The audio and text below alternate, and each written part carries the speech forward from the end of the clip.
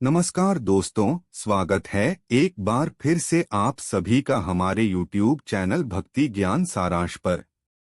दोस्तों, आज हम एक नई वीडियो में नई जानकारी लेकर हाजिर हुए हैं और यह कहानी एक कौवा के बारे में है।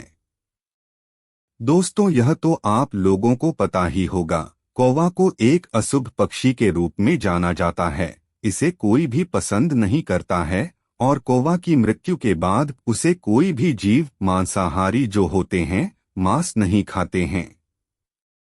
दोस्तों, पुराने समय में कौवा के संकेत से लोग बड़ी बड़ी भविष्यवाणियां कर देते थे। दोस्तों, कौवा को देखकर जो प्राचीन समय के लोग थे वह कौवे के संकेतों से जान लेते थे कि इस साल सूखा पड़ेगा, कि बारिश होगी, कि मौसम का हाल कैसा रहेगा। यहाँ तक कि कौवा के संकेत से यह भी पता लगा लेते थे कि अपने देश में कौन सी बीमारियां आने वाली है। दोस्तों, अगर कौवा किसी के घर के ऊपर बैठकर काम करने लगे तो ऐसा लोगों का मानना है कि उस घर में मेहमान आने वाले होते हैं। दोस्तों, जो वीडियो है यह बहुत ही ज्ञानवर्धक है। दोस्तों, अगर कौवा आपके घर के आसपास कहीं भी बैठकर काम करता है, चाहे घर हो चाहे बाउंड्री हो, इसका भी एक अलग संकेत होता है। हम आपको अभी आगे बताएंगे वीडियो में। लेकिन दोस्तों, आप लोगों को तो यह पता होगा कि पहले प्राचीन समय में कौवा का रंग सफेद हुआ करता था। पहले समय में कौवा एकदम दूध के जैसे सफेद हुआ करता था, जैसे कि एक हंस होता है। और पहले के प्राचीन समय में जब कौवा सफेद हुआ करता था, लोग कौवा से बहुत प्रेम करते थे। दोस्तों, कौवे को अमृत जीत भी कहा जाता है और आज हम आपको इस वीडियो में यही बताएंगे कि कौवे का रंग आखिर काला क्यों होता है। ऐसा क्या कारण हुआ कि कौवा सफेद से काला हो गया? क्या किसी ने कौवे को श्राप दिया या फिर कौवे का रंग कैसे काला हुआ? आपको यह सभी जानकारी इस वीडियो में जानने को मिलेगी, तो वीडियो में अंतिम तक बने रहें। और जो भी श्रोता बंधु इस चैनल पर पहली बार आए हैं, कृपया चैनल को सब्सक्राइब कर ले, वीडियो को लाइक कर दे और अच्छे कमेंट जरूर करें। दोस्तों, वैसे तो कौवे के बारे में आपने बहुत सारी कहानियां सुनी होगी, लेकिन आज हम जो आपको सुनाने जा रहे हैं वह बहुत ही मोटिवेशनल कहानी है। दोस्तों, बहुत समय पहले की बात है, अर्थात हम कह सकते हैं कि प्राचीन समय की बात है, जब कौवे का रंग सफेद हुआ करता था।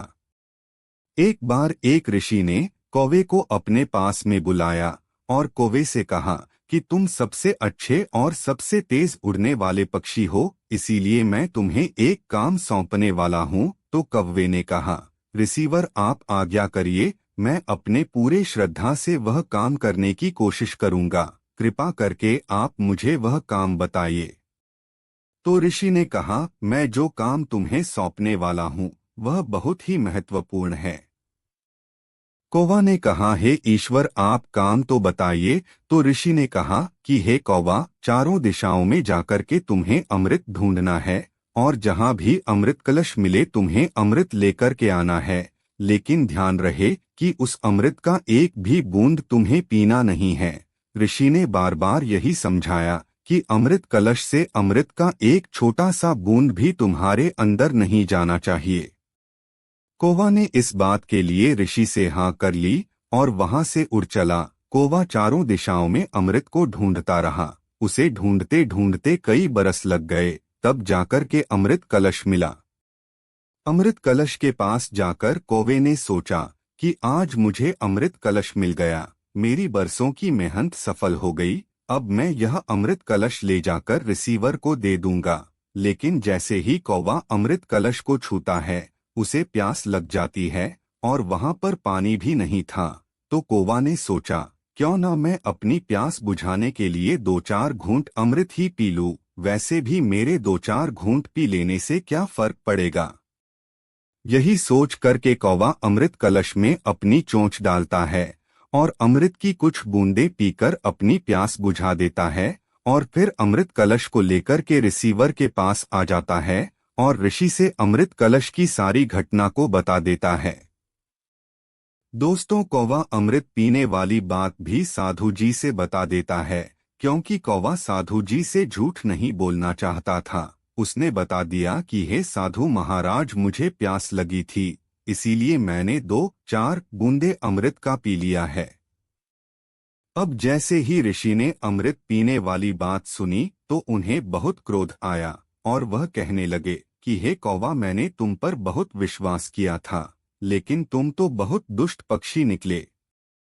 दोस्तों, कौवा ऋषि से क्षमा याचना भी करता है कि हे रिसीवर, मुझे क्षमा कर दीजिए, मुझे प्यास लगने के कारण ही मैंने अमृत पिया था और मुझे अपनी गलती का एहसास भी है, कृपया मुझे क्षमा कर दीजिए।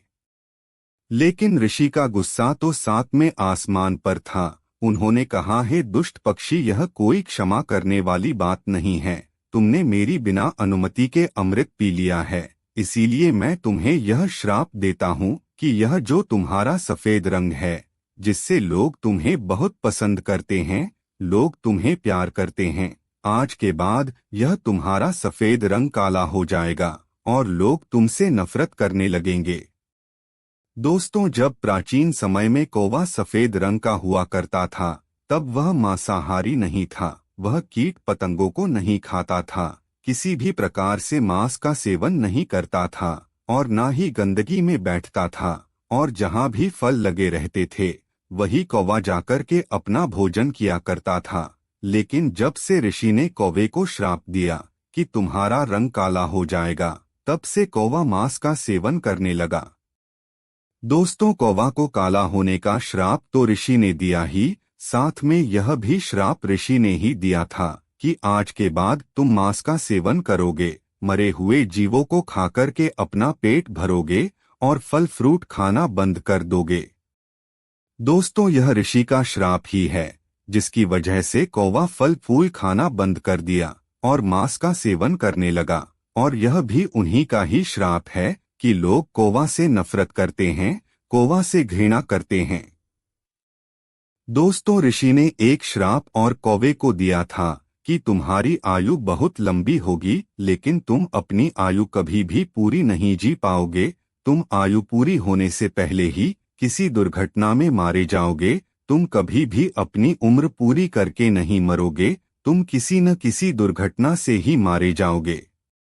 दोस्तों, अमृत पान करने की वजह से कौवे को अमृत पक्षी भी कहा जाता है और कौवे की आयु 1000 वर्ष मानी जाती है।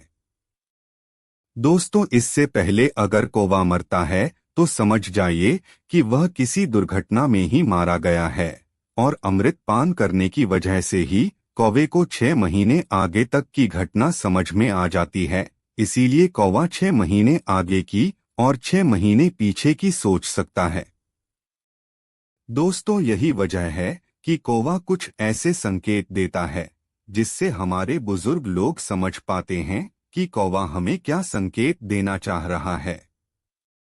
दोस्तों, कुछ ऐसे संकेत है जो हम आपको इस वीडियो में बताने वाले हैं। अगर कौवा गौ माता की पीठ पर अपनी चोंच को रगड़ता हुआ दिखे तो देखने वाले व्यक्ति के जीवन में अचानक धन की प्राप्ति हो सकती है, अचानक धन का लाभ मिल सकता है। दोस्तों, यदि कौवा किसी वृक्ष के पुष्प को लेकर उड़ रहा हो या बैठा हो और किसी व्यक्ति को अचानक दिख जाए तो उसके जीवन में धन की प्राप्ति हो सकती है, उसे अचानक धन लाभ मिल सकता है, उसके जीवन में सुख समृद्धि बनी रहती है। और दोस्तों, यदि आपको कौवा कुएं में कंकड़ डालता हुआ दिख जाए, किसी भी व्यक्ति को दिख जाए, चाहे कुएं में कंकड़ डाल रहा हो या बाल्टी में कंकड़ डाल रहा हो, अगर किसी व्यक्ति को दिख जाए तो ऐसा माना जाता है कि उस व्यक्ति को कभी ना कभी जीवन में गड़ा हुआ धन प्राप्त हो सकता है। दोस्तों, अब जो हम आपको कौवे से मिलने वाला संकेत बताने जा रहे हैं, यह बहुत ही भयंकर है, बहुत ही खतरनाक है और यह संकेत बहुत ही अपशकुन माना जाता है। दोस्तों, अगर कौवा किसी के सर पर आकर बैठ जाए तो ऐसा माना जाता है कि उसकी अकाल मृत्यु हो सकती है और इसके लिए हमारे शास्त्रों में निवारण भी बताया गया है।